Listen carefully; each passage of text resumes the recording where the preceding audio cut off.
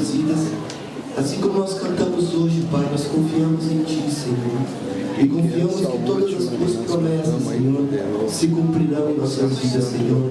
Não importa, Pai, o que os outros digam, não importa o que as circunstâncias digam, Senhor, nós confiamos em Ti.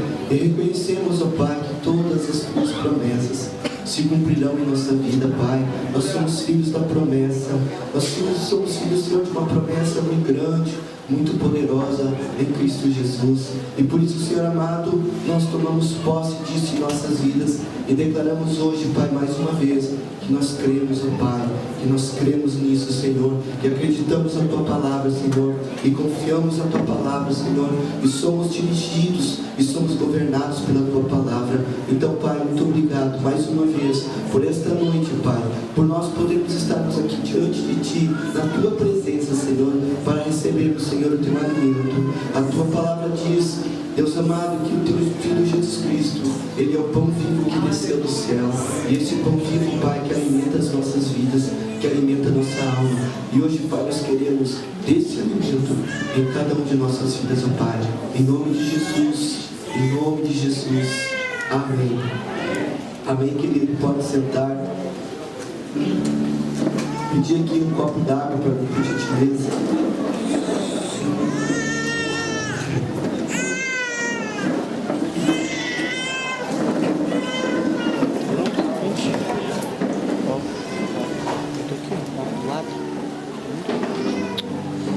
Amém. Como é que está o teu coração nesta noite?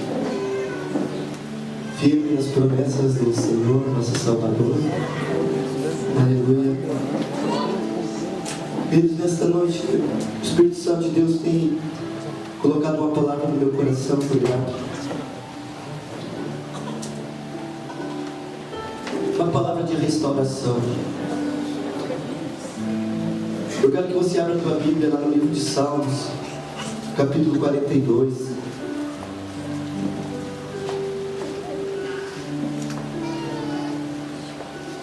Se vocês notaram, eu estou quase sem voz. Isso é sinal que eu não vou poder falar muito.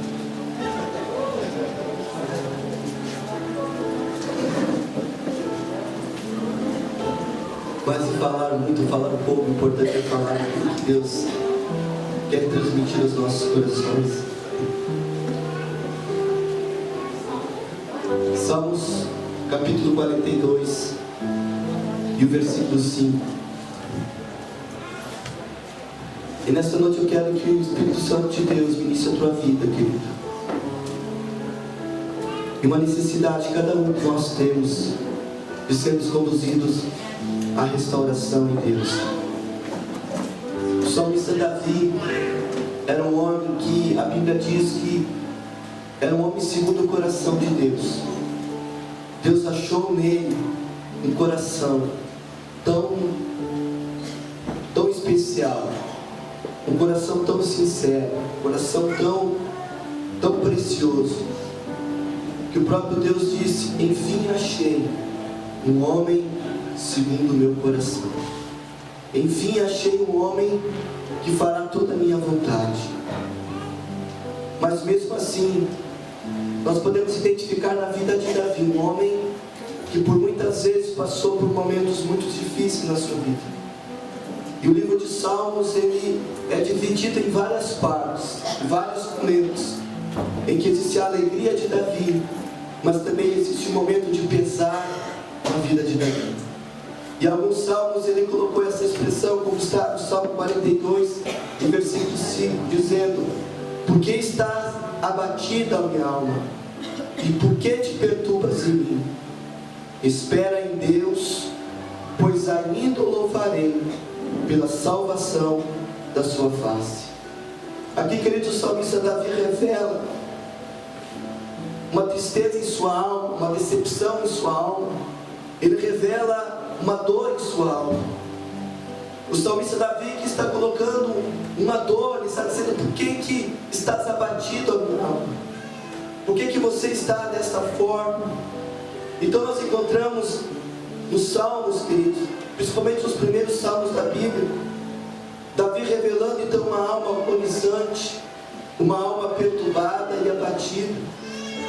Isso tudo foi resultado da sua queda, do seu afastamento da presença de Deus. E quando nós nos afastamos de Deus, quando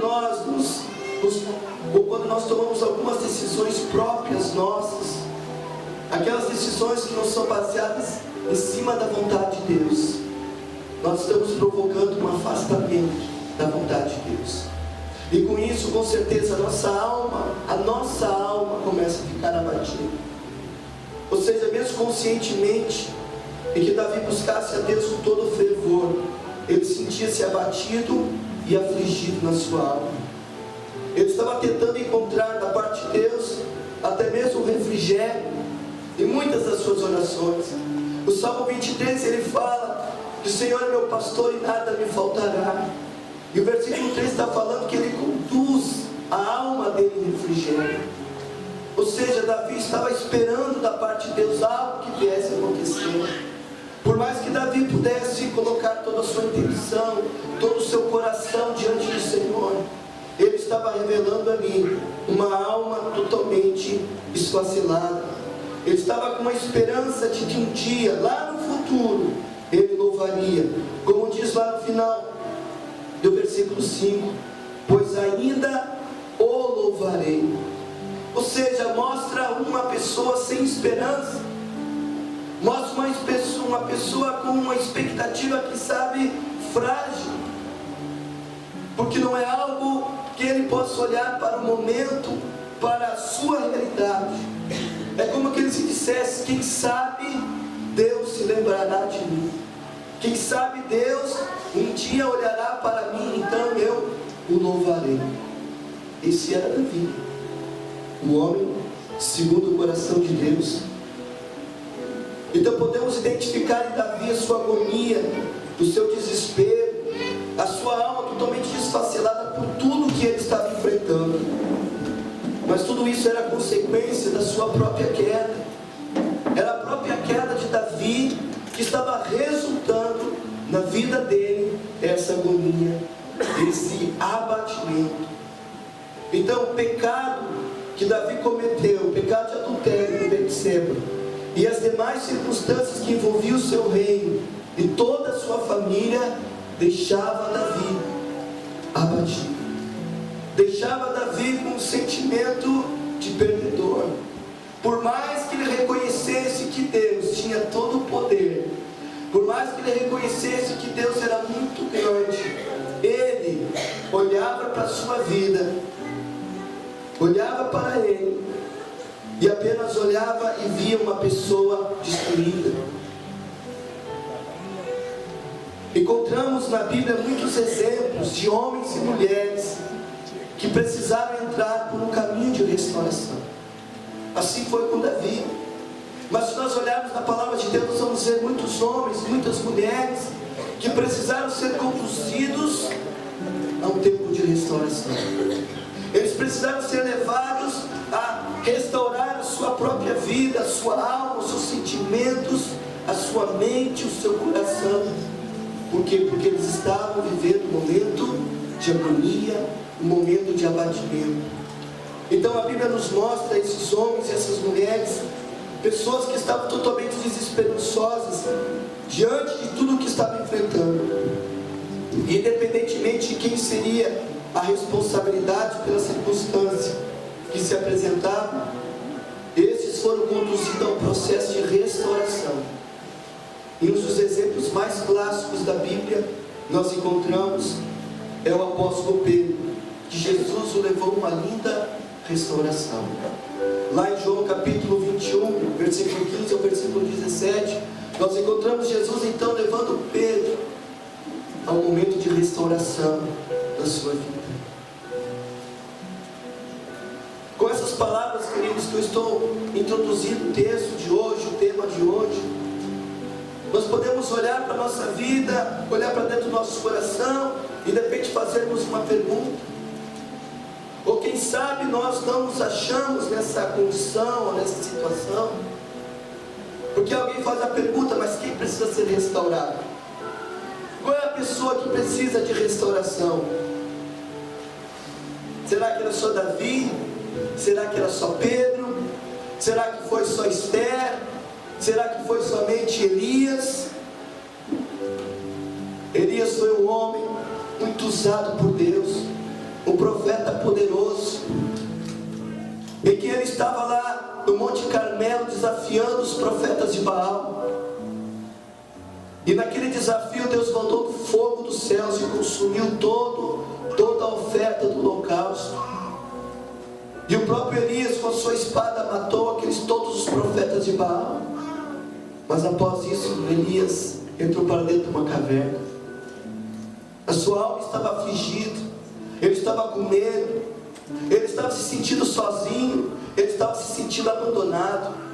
Ou seja, queridos, são muitas as circunstâncias que nos levam muitas vezes a termos a nossa alma batida, a termos a nossa alma sofrida, entrarmos no desespero, até mesmo entrarmos em um questionamento, assim como Davi: por que te abates, ó minha alma?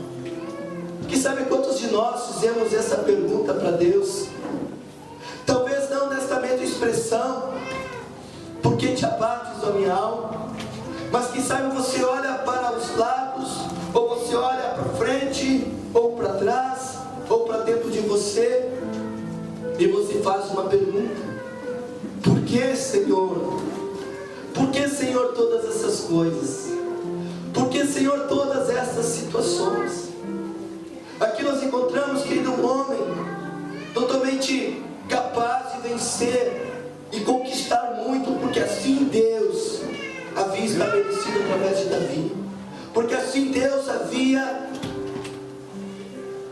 preparado Davi para alcançar muitas coisas, porque desta forma Deus o havia escolhido, porque sabia que havia colocado nele uma unção de conquista, uma unção de vitória, uma unção de capacidade para vencer até os mais terríveis inimigos. E sobre a tua vida também, querido, eu posso afirmar uma coisa: há uma unção de Deus sobre a tua vida, para que você possa conquistar, para que você possa vencer, para que você possa ir até além dos teus limites. Mas muitas vezes nós ficamos perguntando: por que te abates, ó minha alma? Por que te afliges, ó minha alma? E de repente a gente fica olhando as coisas e pensamos: quem sabe um dia Deus vai olhar por mim, quem sabe um dia Deus vai fazer algo por mim. Eu quero te levar nesta noite que ainda compreenderá que nós precisamos entrar pela rota da restauração. Nós precisamos entrar pelo caminho da restauração. Então a pergunta que fica é: quem é que precisa ser restaurado? Qual tipo de pessoa que precisa ser restaurada? Quem de nós precisa de restauração? Toda pessoa necessita de restauração. Por mais que possamos nos mostrar fortes e resistentes às lutas e circunstâncias da vida, somos afetados por toda sorte de sentimentos, pensamentos e motivações e ações que afetam a nossa estrutura, deixando-a carente de restauração. As nossas atitudes, os nossos sentimentos, os nossos pensamentos, aquilo que é gerado interiormente dentro de nós, da maneira que ela é gerada, muitas vezes vai nos levar a uma necessidade de restauração. Quantas vezes você se decepcionou com uma pessoa? Quantas vezes de repente você aguardava tanta expectativa em cima de algo? Quantas vezes você esperou por alguma coisa que não aconteceu? Você botou muita expectativa, você botou muita esperança em cima daquilo, e quando aquilo não aconteceu, você se machucou, você se feriu. Isso significa dizer que você está machucado e que você precisa ser restaurado. Então Davi nos mostra um homem necessitado de restauração. Nós podemos dizer também que a nossa casa, por exemplo, é uma casa que precisa de constante manutenção, que tem que ser periódica, porque senão a tinta vai acabando, né? A minha está precisando de uma reforma, né? Na verdade, a nossa casa, de vez em quando, ela precisa ser pintada, precisa ser reformada, precisa ser restaurada. Ela não vai ficar pintada para sempre. Ela não vai ficar em dia para sempre. Ela precisa sofrer uma manutenção. As coisas precisam ser conduzidas a um processo de restauração. Assim também é a nossa vida. Você já imaginou? Moisés é pintor, você tem um bom pintor aqui. Você contrata o Moisés para pintar a tua casa. Moisés, aqui minha casa precisa de uma pintura, pode ver. As paredes já estão descascando, o reboco está furado. Não, pode deixar comigo. Ele pega uma lata de tinta, vai lá e está pronto. Será que é assim que a gente pinta? Só jogar na parede? Muitas vezes nós fazemos assim com a nossa própria vida. Nós simplesmente não nos importamos com aquelas coisas em nós que precisam ser restaurados. Nós achamos que essas coisas não têm importância, não têm valor. Tem pessoas que acham que relacionamentos não têm valor. Tem pessoas que acham que se ele sentir uma amargura em relação a outra pessoa, não tem problema. Problema, isso aí Deus não está vendo. Tem pessoas que acham que Deus ele não está percebendo as coisas e as motivações do coração. Deus vê todas as coisas. E muitas vezes nós queremos fazer como aquela pessoa que vai e joga uma tinta em cima de uma parede totalmente necessitada de restauração. E nós muitas vezes queremos o quê? Receber o novo de Deus sem estarmos restaurados. Nós falamos, Deus quer dar o novo dele. Mas amém, glória a Deus, aleluia. Nós queremos o novo. Então todo cristão precisa entender que ele necessita de restauração diária. Diga assim, restauração diária. É todo dia. É todo momento. Porque Deus não vai dar coisas novas se o velho estiver presente. Não pensa você que Deus vai arrumar exteriormente a tua casa se por dentro ela está toda bagunçada. Deus não faz isso. Você pode até fazer as coisas na força física. Você pode fazer as coisas até mesmo na tua inteligência. Você pode até conseguir alguma coisa com esforço próprio. Mas sabe o que Deus diz? Eu não tenho nada a ver com isso. E muitas pessoas querem falar em nome de Deus. Por favor, queridos, não me entendam mal. Eu não estou bravo. Mas não dá para nós olharmos para uma casa exteriormente bonita, aparentemente bonita, sendo que por dentro está tudo bagunçado, está tudo destruído, está tudo podre. Sabe aquela comida velha que você deixa dentro da geladeira lá e que fica dias. Quando você abre a geladeira, a nossa casa muitas vezes está assim. Deus não vai colocar vinho novo em odres velhos. Lá em Lucas 5,37, Jesus está falando sobre isso. Precisamos ter a consciência e a atitude de buscarmos a nossa restauração diária, limpando o nosso coração de tudo aquilo que macula a nossa comunhão com Deus e com as pessoas que nos rodeiam. Então eu preciso fazer um esforço diário, Deus, diário, todos os dias, para que o meu coração esteja Semana passada nós falamos sobre coração limpo. Nós precisamos fazer um esforço diário para que a nossa comunhão com Deus possa estar continuamente ativa. E não só com Deus, mas com as pessoas que nos cercam também. Agora, existem alguns passos, queridos, que provocam a queda do homem. Existem algumas situações que provocam realmente o homem a viver uma necessidade muito grande de restauração. Agora eu queria pegar como exemplo a vida de Pedro. Pedro, discípulo de Jesus, um homem que caminhava com Jesus, que andava com Jesus.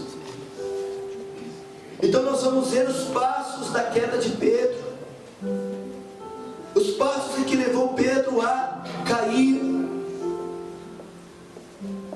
E a sua queda foi tão grande que precisou Jesus levar ele a uma profunda restauração.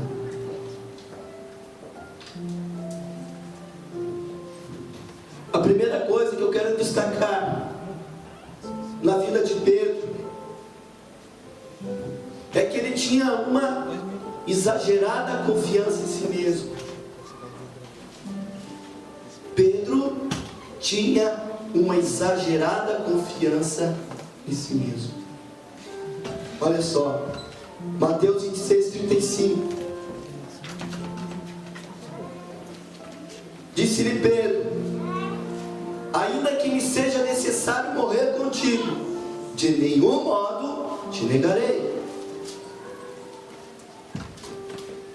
E ele fala mais, Marcos 14:31. Mas ele insistia com mais veemência: ainda que me seja necessário morrer contigo, de nenhum modo te negarei. Aí em Lucas 22:23, Senhor, eu estou pronto a ir contigo, tanto para a prisão como para a morte. Pedro, né? O Pedro tinha uma autossuficiência, uma capacidade de confiar tanto nele, que ele não estava percebendo o buraco que ele estava caindo. Tem pessoas que são assim, são tão autossuficientes, confiam tanto em si, que elas não conseguem enxergar o buraco onde elas estão caindo. E assim era Pedro. Pedro se achava forte. Eu sou forte, eu posso. Não, Jesus, eu vou contigo até a morte. Eu vou contigo até a morte. Não tem para ninguém. Eu sou o cara. O que aconteceu? Ele achava que era uma rocha. Pedro achava que era uma rocha, mas na verdade ele era pó. Ele era apenas um grão.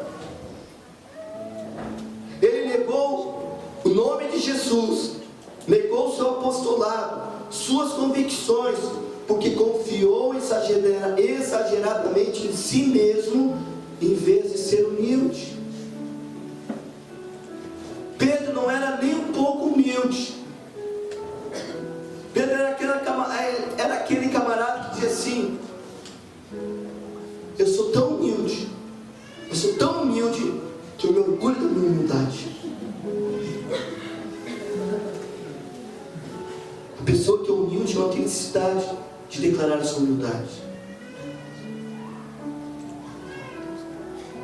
Humildade não tem nada a ver com aquilo que você fala.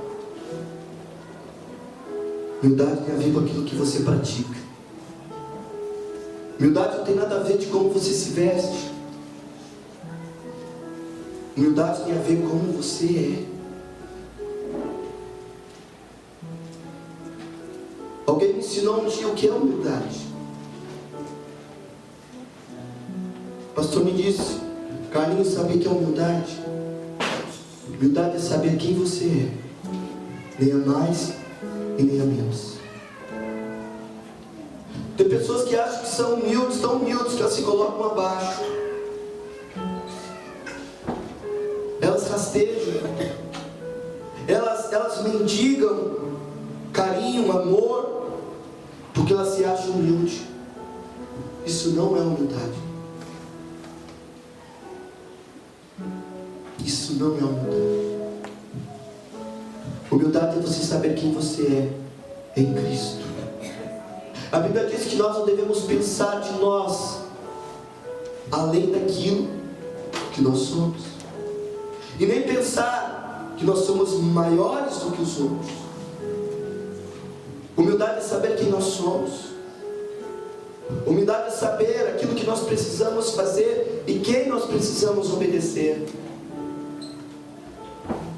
Humildade não tem nada a ver com um tapinha nas costas e dizer, eu cumpro o que tu pede para fazer. Não é por palavras. Humildade é por prática, queridos.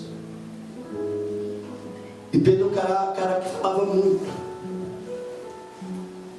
É um cara que falava demais. Ele se intrometia nas conversas de Jesus. Jesus estava falando algo, ele já ia se metia. Não, porque eu era sempre o eu, né? Pedro era o eu humilde. Era sempre o eu na frente. Então, queridos, a primeira coisa que levou Pedro à queda foi a sua exagerada confiança em si mesmo.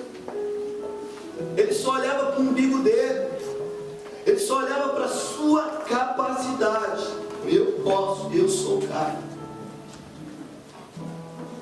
Pedro era aquele camarada que gostava de trabalhar, sabe, em equipe. Não era em equipe, em equipe. Eu.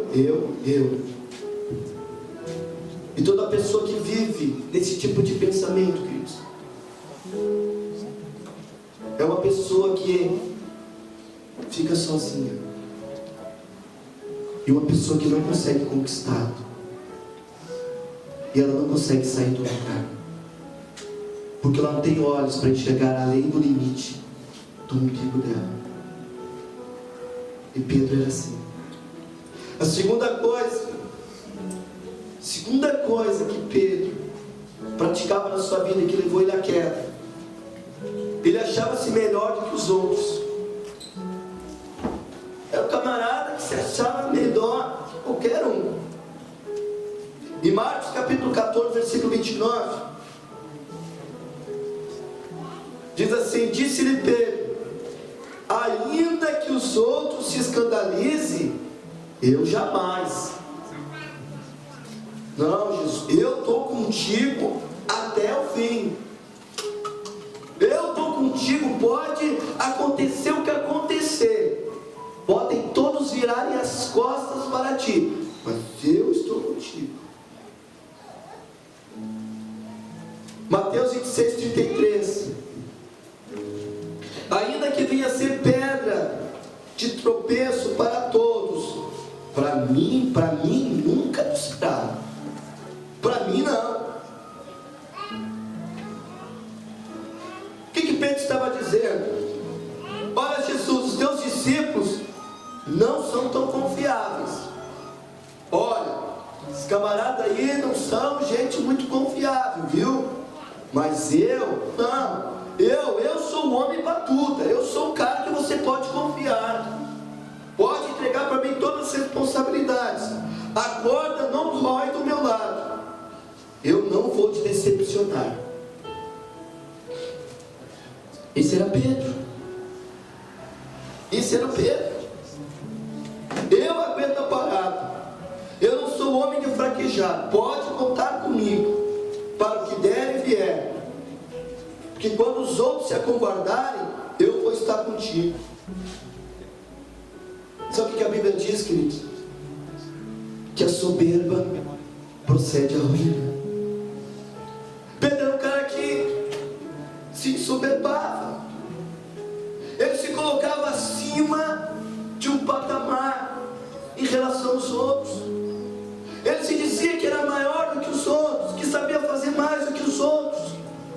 Ele dizia que era melhor do que os outros.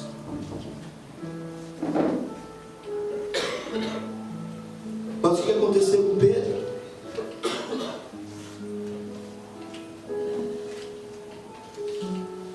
Terceiro,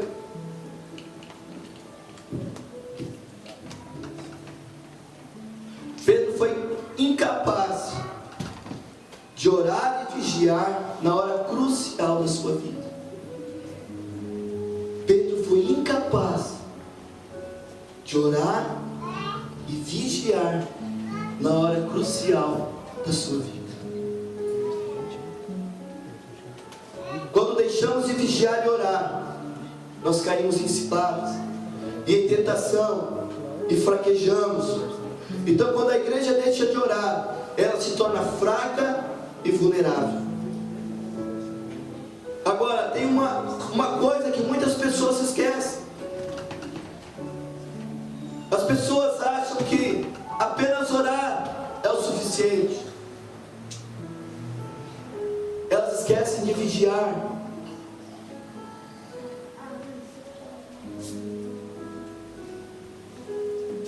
Jesus disse que nós precisamos orar e precisamos vigiar. Você sabe o que quer dizer a palavra vigiar? O que ela representa quando Jesus está falando sobre isso? A função de um vigia é estar avisado para avisar. A função de um vigia é aquele que vê o mal chegar antes que ele chega. E um bom vigia, ele não engana a quem protege. Porque quando nós fechamos os olhos, sem perceber o que está à nossa volta, nós podemos ser engolidos pela situação. E se nós precisamos vigiar, vigiar significa estar atento a tudo aquilo que está acontecendo. O apóstolo Paulo disse assim, que as armas da nossa milícia, elas não são carnais, mas elas são espirituais. Paulo está falando de uma guerra, de uma batalha espiritual que nós enfrentamos. E Paulo diz que nós precisamos ter discernimento de todas as coisas. Paulo ele fala a respeito de que o homem espiritual, ele discerne todas as coisas espirituais. Mas o homem carnal, ele não consegue discernir as coisas espirituais. E eu fico impressionado muitas vezes como as pessoas não conseguem discernir o mundo espiritual. Elas são envolvidas pelas coisas terrenas, elas são envolvidas pelo mundo, elas são envolvidas pelos sentimentos, elas são envolvidas pelas suas emoções e se esquecem de que existe uma realidade espiritual. E tudo é o diabo, e tudo é o fulano, mas se esquece que existe uma batalha espiritual. E sabe onde é que nós vencemos, querido? É no mundo espiritual. A nossa batalha não é física, a nossa batalha não é terrena, a nossa batalha não é contra os seres humanos, a nossa batalha não é contra carne e sangue.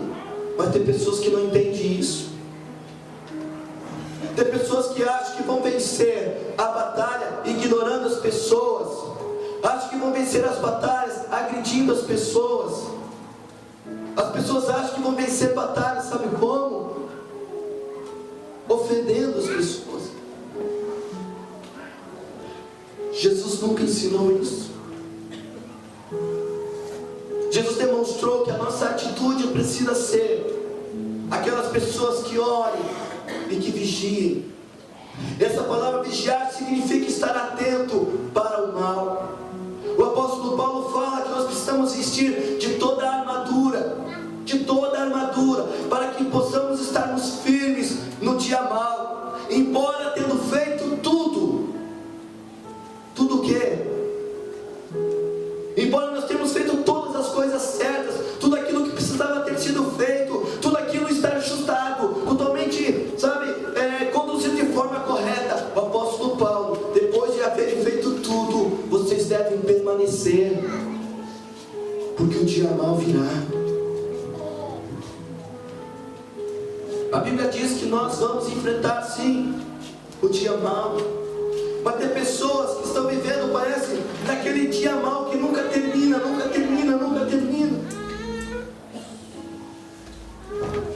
Sabe por quê? Porque elas não conseguem ter uma visão dimensão espiritual daquilo que está acontecendo nas regiões celestiais. Infelizmente Pedro não percebeu isso. Pedro não atentou para isso. Pedro simplesmente olhou para aquilo que ele podia fazer, uma atitude soberba da parte dele, e que precedeu a sua queda. E Pedro foi incapaz de orar e vigiar. Lá em Mateus 26, 40 a 41, Jesus assim diz: e voltando para os discípulos, achou-os dormindo e disse a Pedro: e então, nem uma hora pudesses vigiar comigo.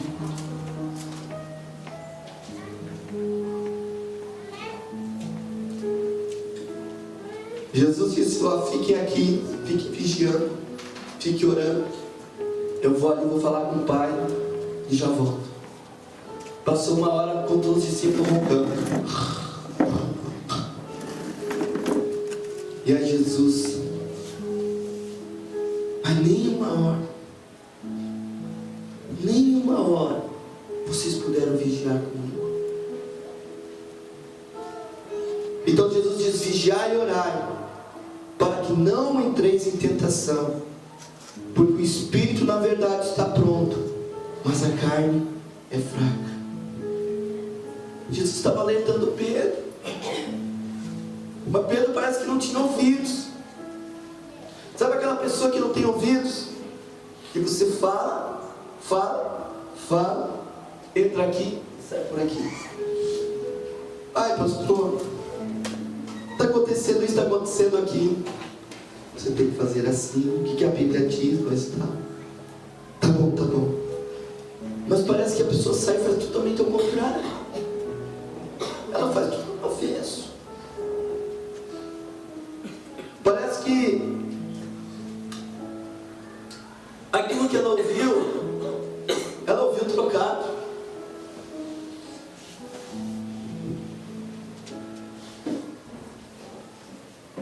Então, a primeira atitude de Pedro, que nós podemos falar entre tantas outras, é que ele tinha uma confiança já exagerada em si mesmo, achava-se melhor que os outros, foi incapaz de orar e vigiar. E o quarto passo: perda do controle emocional. Pedro é um camarada emocionalmente instável.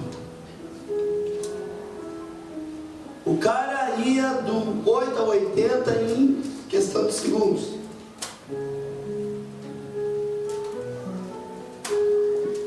João 18:10. E então Simão Pedro puxou da espada que trazia e feriu o servo do sumo sacerdote, cortando-lhe a orelha. O nome do servo era Malco. Olha só, Pedro é um camarada que puxava a faca para os outros. Olha a faca!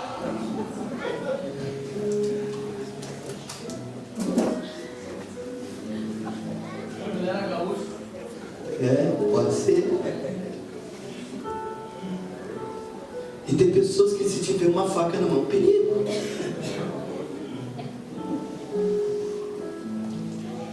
Tem irmãos que pode ser uma coisa, às vezes é complicado o negócio.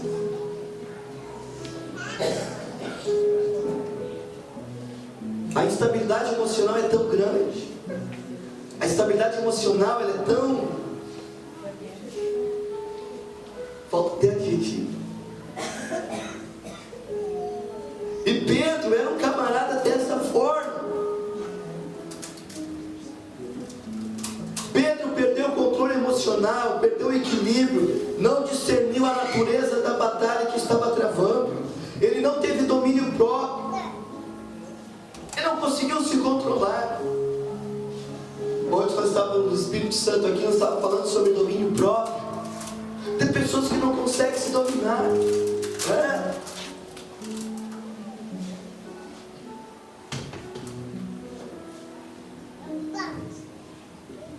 Então o caminho que Pedro teve que enfrentar, Pedro teve que viver, foi duro para ele. Então Jesus mostra para Pedro que o seu caminho era protagonismo. Mas muitas vezes damos lugar à ira, agredimos as pessoas com palavras, com gestos, atitudes, e aí nós fracassamos o nosso testemunho. Fracassamos o nosso testemunho. Esse era Pedro. Pedrão. Então aqui eu comecei com a queda de Pedro, mas poderia ser da Maria, poderia ser do João, do José, de mim, de você. Assim como Davi apresentou uma alma batida, Pedro também sentiu a sua alma amargurada depois de perceber que havia caído, apesar de todos os anúncios de Jesus sobre o seu comportamento. Ele, Pedro, preferiu apoiar-se em suas convicções. Quantas vezes Jesus falou para Pedro: Pedro, não é assim, Pedro. Olha, Pedro, Satanás me pediu a tua alma para se andar com ela, para te malhar como trigo. Olha, Pedro, não, antes que o galo cante 3 vezes tu vai me negar. Capaz. Jesus não me conhece, pô, dá tanto tempo comigo, não me conhece. Tem tanta gente assim que não se conhece. Os outros que estão à volta dele conhecem mais ele do que ele próprio. Conhece tanto que às vezes tem que... O apóstolo um dia veio aqui para falar para os líderes. Ele disse assim: tem pessoas que tu tem que falar com eles, é como se tivesse quebrado 2 ovos dentro de um prato, tem que ficar assim, ó.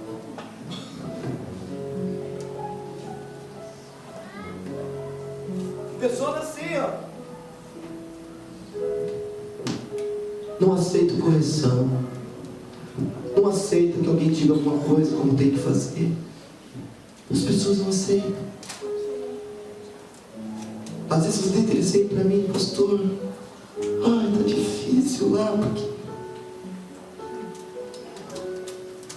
Digo, tenha fé. Tenha fé.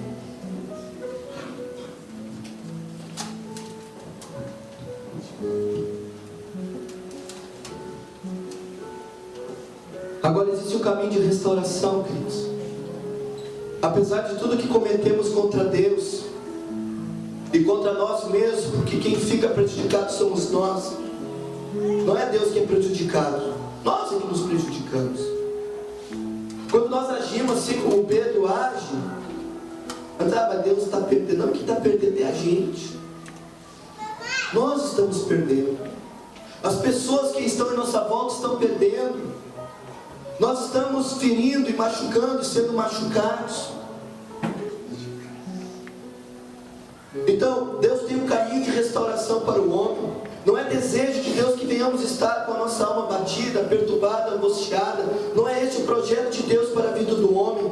O salmista Davi e Pedro, após as suas restaurações, tiveram um novo ânimo, uma nova perspectiva das coisas que estavam à sua volta. E até mesmo o seu linguajar mudou. Até mesmo o linguajar deles mudou. Imagine você, aqueles que Pedro, depois de haver negado Jesus, depois de ter feito tudo aquilo, para ele parecia que não ia ter mais volta, porque ele tinha até abandonado. Ele tinha até abandonado seu ministério. Disse: eu vou pescar. Não era que nem a música que era vou pescar que nada, né? Não foi isso. Ele disse que foi pescar mesmo. E era tão descompromissado com o ministério dele que ele disse que lá no meio da lagoa ele tirou até a roupa, estava pelado, nu lá, pescando. Mas aí Jesus vai para a beira da praia. E naquela noite novamente eles não pegaram nada. E aí Jesus na beira da praia diz: lança a rede do outro lado. E pegaram um monte de peixe. E o que aconteceu? Reconheceram: é Jesus. Jesus se jogou na água, porque estava pelado, estava nu, e vestiu a capa e ficou com vergonha. E demorou um pouquinho, mas foi até Jesus. E Jesus estava conversando com ele, restaurou a vida de Pedro, e disse: Pedro, apacenta as minhas ovelhas, cuida das minhas ovelhas, Pedro. Glória a Deus. E depois que Pedro foi restaurado, primeira pregação de Pedro, sabe quantos se converteram? 3.000 pessoas converteram e se batizaram. O linguajar dele mudou. Havia uma unção especial sobre a sua vida. Sabe por quê? Porque ele foi reconduzido. Ele foi levado de volta àquilo que Deus tinha como propósito e projeto para a vida dele. Davi, queridos, depois da sua restauração, ele foi aquele homem que conquistou. Ele conquistou mais do que todos os outros reis que Israel teve. Em 7 anos de reinado, se eu não me engano, Davi conquistou muito mais do que 400 anos de outros reis que teve reinando sobre Israel. Sabe por quê? Porque ele foi conduzido à restauração. Então, queridos, há um caminho de restauração. Há um caminho de restauração que Deus tem para a nossa vida.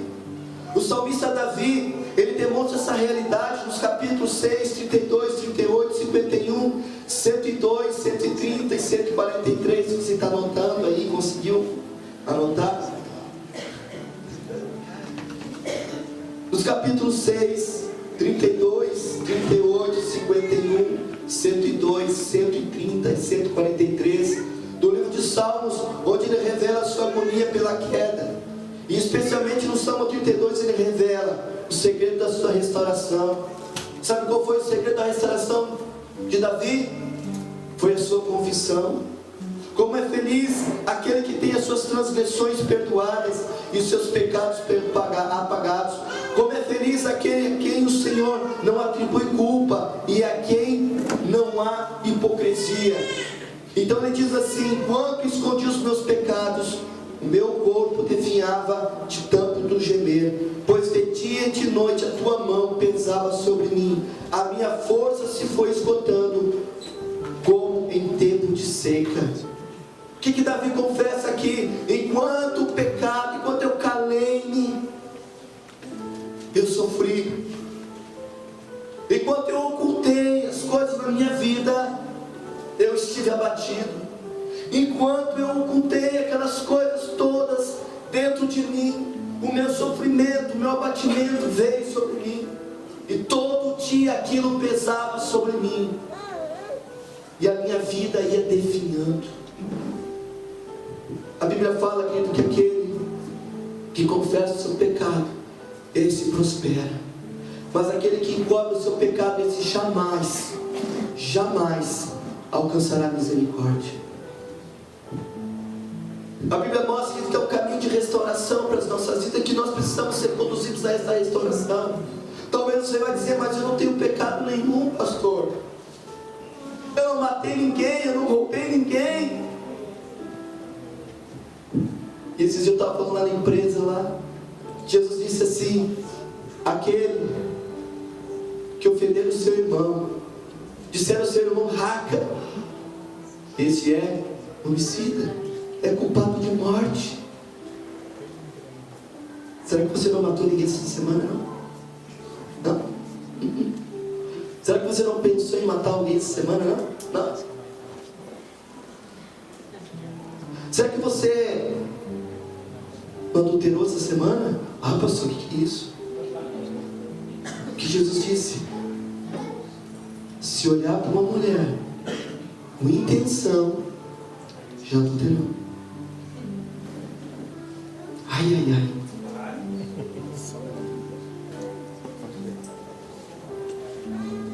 Nós temos o costume de olhar, sabe quem? A vida dos outros. Aquele lá precisa disso. Olha, pastor, aquela pessoa lá. Pedro era assim. Nunca era ele. Não, Jesus, eu vou contigo até a morte, se for possível. O apóstolo Pedro encontrasse com Jesus à beira da praia. Depois de ter desistido do seu ministério, foi reconduzido à restauração por Jesus. Lá em João 25, 15 e 17 diz assim: depois de comer, Jesus perguntou a Simão Pedro: Simão, filho de João, você me ama realmente mais do que estes? Disse ele: sim, Senhor, tu sabes que eu te amo. Jesus disse: cuida dos meus cordeirinhos. E novamente Jesus disse: Simão, filho de João, você realmente me ama? E ele respondeu: sim, Senhor, tu sabes que te amo. E disse Jesus: pastoreia as minhas ovelhas. E pela terceira vez lhe disse Jesus: Simão, filho de João, você me ama? E Pedro ficou magoado, porque Jesus lhe tinha perguntado pela terceira vez: você me ama? Sabe o que Jesus fez aqui, queridos? Jesus trouxe Pedro de volta a sua dor. Jesus trouxe ele de volta àquele momento em que ele havia sentido uma amargura muito grande na sua vida, até mesmo desistir do seu próprio ministério. Porque a Bíblia diz que quando Pedro negou Jesus pela terceira vez, o galo cantou. E no momento que o galo cantou, Jesus lá da cruz olhou para Pedro, e Pedro ali. A Bíblia diz que Pedro saiu dali, daquele lugar, amargurado. Eu creio que Pedro não dormiu a noite. Eu creio que Pedro virou a noite de um lado para o outro na cama, somente pensando na atitude que ele havia tido. Quem sabe ele pensava: Jesus me avisou, Jesus me falou, mas eu não tenho ouvidos para ele. E sabe o que Pedro pensou? Acabou para mim. Acabou. Eu não sirvo para isso, eu não sirvo para o ministério, eu não sirvo para essas coisas. Esse negócio de pescador de homem, eu vou voltar a pescar peixe mesmo. Mas sabe de uma coisa, queridos? Jesus, aquele mesmo que foi traído e negado por Pedro, não desistiu de Pedro. Ele não desistiu de Pedro. Pelo contrário, ele foi lá e restaurou a Pedro. Então, queridos, é um caminho de restauração. Então, esses dois exemplos de restauração nos dá a dimensão exata do amor de Deus pelo homem e a sua vontade de conduzir todas as pessoas à restauração. Não importa o nível que ela necessite. Eu não sei qual é o nível hoje que você precisa de restauração na tua vida. Talvez você vai dizer: eu não neguei Jesus, eu não matei ninguém, eu não adulterei ninguém. Mas quem sabe hoje a tua alma está abatida? Quem sabe hoje você está sofrendo por alguma coisa? E você hoje necessita da restauração de Deus na tua vida. Então Deus, Ele quer restaurar todos nós, não importa. E é todos os dias Deus quer nos restaurar. Agora, quando nós falamos em restauração, essa restauração está em um sentido pleno. Não é apenas restaurar aquilo que se perdeu, ou uma restauração física como a cura. Essa restauração é muito mais profundo que isto. Sabe por quê? Porque Deus simplesmente não vai nos restaurar apenas para nós vivermos sem propósito. Não pense você que Deus vai restaurar a tua vida. Deus vai restaurar coisas dentro de você para que você seja uma vida sem propósito. Não é essa a intenção de Deus. Há um propósito da parte de Deus sobre a tua vida. Há algo que Deus estabeleceu desde a fundação dos séculos. Deus já olhou para ti e Deus estabeleceu um propósito para a tua vida. Deus estabeleceu algo para você, assim como Ele estabeleceu para Davi, assim como Ele estabeleceu para Pedro. Mas quem sabe muitas vezes as circunstâncias da vida, as lutas, quem sabe as dificuldades, quem sabe todos os problemas que nós enfrentamos, muitas vezes maculam a nossa vida. Nós nos abatemos, nós nos afligimos, nos decepcionamos e queremos abandonar tudo. Mas tem uma coisa: Deus não te abandonou. Quem sabe você pensa em abandonar a Deus, quem sabe você julga hoje que a melhor coisa é desistir. Sabe o que acontece? Deus não pensa dessa forma. E o grande propósito de Deus para a tua vida é te conduzir e te levar a uma plena restauração. Mas não é uma restauração somente para que você seja contente por achar aquilo que você perdeu. É como uma criança que de repente perde o seu brinquedo, e quando ela acha, ela faz uma festa. Não é isso que Deus quer fazer na tua vida. Deus não quer só te fazer alcançar aquilo que você um dia perdeu. Pelo contrário, Deus quer fazer você entrar para um nível de restauração tão profundo, tão grande, que Ele quer te levar a um destino que Ele tem preparado para a tua vida. Há algo que Deus estabeleceu para ti. Então todo o propósito de Deus em conduzir o homem à restauração é para que este seja restaurado no seu propósito original. É no propósito original. A palavra restauração tem a seguinte definição. Quando nós olhamos a palavra restauração na Bíblia, a palavra é grega, que quer dizer apokatastasis. Que nome feio, né? Agora, por que, pastor, tem que falar a palavra no grego? Para que nós possamos entender de fato o que significa uma palavra, para que nós possamos ter a real identidade daquilo que a expressão quer dizer. E sabe o que quer dizer isso? Essa palavra restauração na Bíblia, ela quer dizer uma revolução periódica que, segundo os astrônomos antigos, reconduz os astros ao primitivo ponto de partida. Mas o dicionário diz assim: é uma heresia que admitia o regresso do mundo à perfeição primitiva depois da volta de Jesus Cristo à terra. Isso quer dizer restauração, restabelecimento de saúde. Ou seja, o que a palavra restauração significa, queridos? Significa Deus querer levar o homem novamente a uma restauração plena em todos os aspectos da sua vida. A restauração que aconteceu na vida de Davi e que aconteceu na vida de Pedro e tantos homens e mulheres da palavra de Deus teve um propósito, queridos: cumprirem a vontade de Deus. Deus não vai restaurar as coisas que vocês precisam restaurar na tua vida simplesmente pelo fato de que você acha que tem que ser restaurado. Quem sabe alguém acha que Deus precisa restaurar o seu casamento. Quem sabe alguém acha que Deus precisa restaurar o seu trabalho. Quem sabe alguém acha que Deus quer restaurar a sua saúde. Há tantas coisas que nós muitas vezes queremos uma restauração da parte de Deus. Mas por que Deus vai restaurar isso? Ah, porque Deus é bom. Sim, Deus é bom. Mas há um propósito da parte de Deus para te conduzir à restauração. Há um propósito da parte de Deus. Então Deus quer nos levar a esse nível de restauração. Não é uma restauração simplesmente no sentido vago, mas é uma restauração no sentido pleno. E assim Deus fez, tanto com Davi, fez tanto com Pedro e tantos outros homens. Talvez neste momento, ou talvez o teu momento, tenha sido de abatimento, de tristeza, decepção, amargura, rancor e até mesmo desilusão. Tudo que você sonhou se torna cada dia mais distante, afetando drasticamente as tuas emoções e os teus sentimentos. Você criou uma barreira então entre as pessoas que te rodeiam, com medo de ferir-se e de feri-las. Tem pessoas, queridos, que elas criam uma proteção em volta de si. Elas se tornam intocáveis.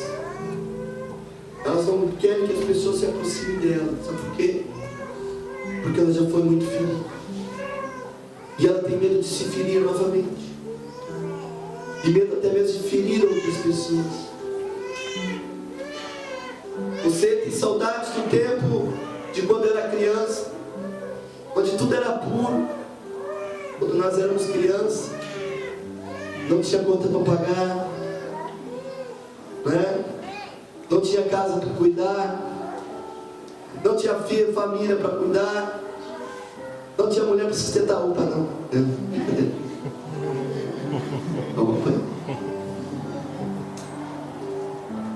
Quando nós éramos crianças, as brincadeiras eram puras, nós podíamos brincar, até as brigas eram puras, porque nós não guardávamos rancor, porque criança não guarda rancor, criança não guarda mágoa. Até mesmo a criança, depois que apanhava do seu pai, da sua mãe, ele se esquecia. E muitas vezes nos parece que temos saudade daquele tempo onde o mundo, sabe, não tinha peso algum para nós. Tudo era puro, as amizades, os brincadeiros, os relacionamentos familiares. Não havia competições para ver quem era melhor ou quem era mais capaz, porque era todo nível de criança. E muitas vezes a nossa alma está abatida, a nossa alma está sofrendo por muitas coisas.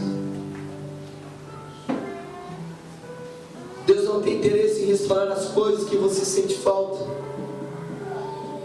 lá depois da tua sepultura, querido. E a gente sabe que depois que você morrer, que eu morrer, depois da nossa morte, estaremos em um estado perfeito. Aí não precisa mais nada. Depois que nós ressuscitarmos com Cristo, não precisamos mais nada. Mas o desejo de Deus é de fazer toda a restauração no tempo que se chama hoje. Então todos que foram restaurados em um propósito, do propósito de Deus. E Deus quer restaurar a tua vida, Deus. Deus quer restaurar o povo onde você parou, aonde você perdeu a tua alegria, aonde você perdeu a tua paz. Deus quer restaurar as coisas na tua vida. Deus quer te levar a um tempo novo na tua vida. Deus quer fazer você alcançar da parte dele coisas extraordinárias. Nesta noite, querido, eu queria te convidar a se colocar em pé.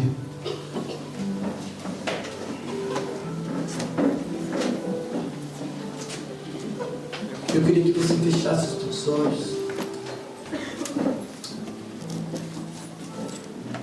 Você colocasse a mão sobre o teu coração.